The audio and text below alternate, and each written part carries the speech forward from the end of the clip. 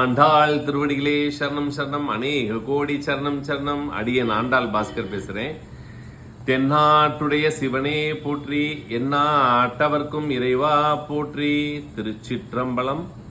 அப்படின்னா இது இந்த வார்த்தையினுடைய அர்த்தம் என்ன? நிறைய இடத்துல இதை சொல்றது உண்டு.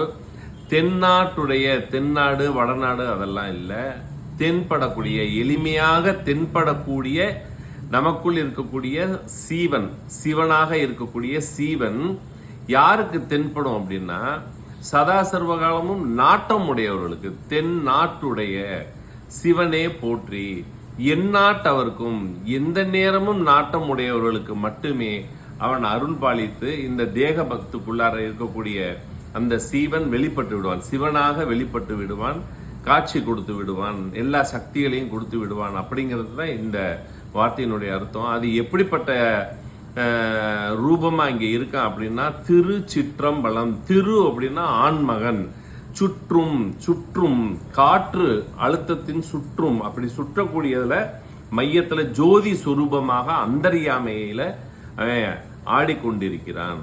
அந்த ஈசன் தென்பட்டு விடுவாங்க. அடியேன் ஆண்டாள் பாஸ்கர்.